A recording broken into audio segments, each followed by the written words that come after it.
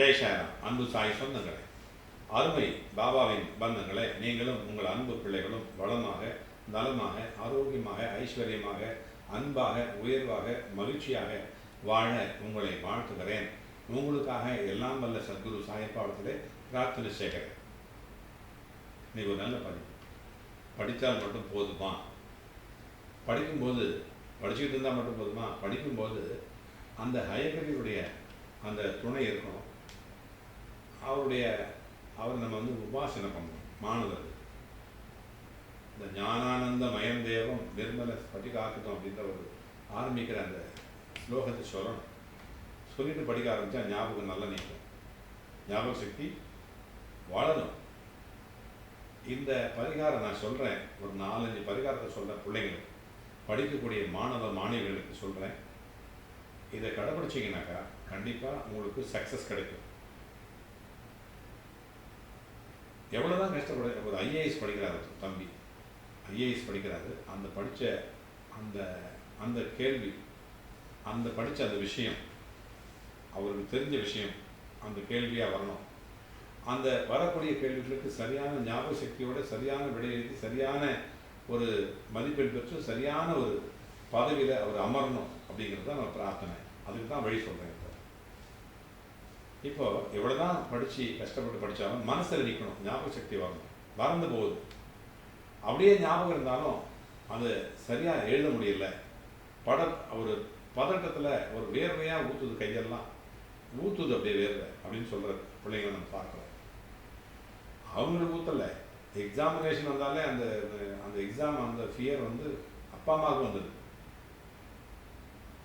அதனால் நிறைய மதிப்பெண் பெறணும் அப்படின்னு திட்டுறாங்க. அவங்கள போய் வசப்பாடி பிரயோஜனம் இல்லை. படிக்க வசதி இல்லாமல் படிப்பு கூட பாதியில் நின்று போகுது.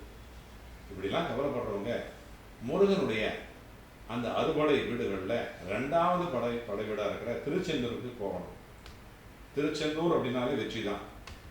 அங்கே இருக்கிற நாடி கிணறு தீர்த்தத்தை தலையில் தெளிச்சுக்கிட்டு செந்திலாண்டவனை மனதார பிரார்த்தனை செய்ய, அந்த 4 முகனான பிரம்மனுக்கே உபதேசம் செய்த முருகப்பெருமான் அவர் அப்படிங்கிறதுனால அந்த அடிப்படையில் 40 லட்டுக்கு குறைக்கூடாது.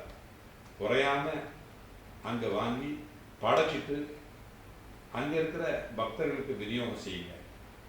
திருச்செந்தூருக்கு சென்று வழிபட முடியாதவங்க முருகனுடைய அந்த உருவப்படத்தை வீட்டில் வச்சுக்கிட்டு அந்த திருச்செந்தூர் முருகனை நினச்சிட்டு வழிபாடு பண்ணலாம். அவங்கவுங்க பிறந்த அந்த கிழமைகளில் அந்த நட்சத்திரத்தில் அந்த முருகனுக்கு படத்தை வச்சுட்டு அகல் தீபம் ஏற்றி வழிபாடு செய்யலாம். அந்த மேலும் கல்விக்கு அதிபதியாக இருக்கிற குரு பகவானாக இருக்கிற நம்முடைய குரு பகவான் வண்டலூர் வழித்துணை பாபா வழி தருவார்.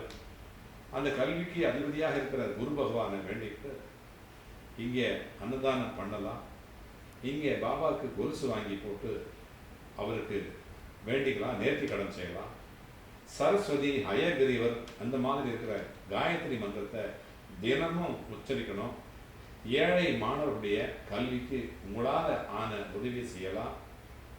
அத்தோட நாகை மாவட்டத்தில் இருக்கிற வைத்தீஸ்வரன் கோயில் அப்படின்னு ஒரு ஸ்தலம் இருக்குது. அங்கேருந்து 8 கிலோமீட்டர் தொலைவில் இருக்கிற மணல் மேடு, அந்த மணல் மேடு குற்றம் பொறுத்த மணல் மேட்டில் இருக்கிற குற்றம் பொறுத்த நாதர் அப்படின்னு ஒரு கடவுள் அங்கே இருக்கிறார்.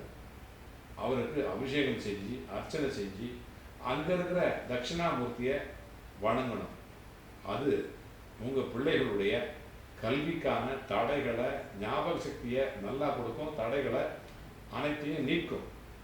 நல்ல மதிப்பெண் பெற்று சிறப்பான வெற்றி பெறக்கூடிய நல்ல வாய்ப்பையை அந்த குற்றம் பொறுத்த நாதர் அந்த தட்சிணாமூர்த்திக்கு அபிஷேகம் செஞ்சால் நல்லாயிருக்கும். அங்கே இந்த மாநிலத்தில் இருக்கிறவங்க அங்கே போய் அபிஷேகம் பண்ணலாம். நாங்கள் ரொம்ப தூரத்தில் இருக்கிறோம், வெளிநாட்டில் இருக்கிறோம் அப்படின்னா என்ன பண்ணுறது? பரவாயில்ல, நீங்கள் எங்களுக்கு சொன்னால் போதும்.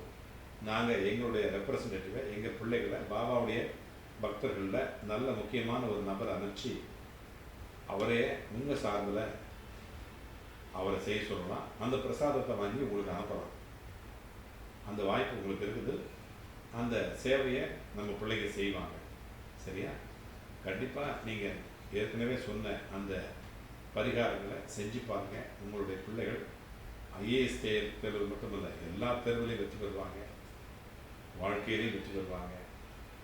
இதே மாதிரி வேறு ஏதாவது பதிவுக்கு, வேறு ஏதாவது ஆன்மீக தெளிவுக்கு கீழே எழுதுங்க கமெண்ட் பாக்ஸில். இந்த நல்ல விஷயத்தை தேவையானவங்களுக்கு, படிக்கிற பிள்ளைங்களுக்கு அனுப்புங்க. அது அவங்களுக்கு உதவியாக இருக்கும். கூடவே பெல் பட்டனை அழுத்திக்கங்க.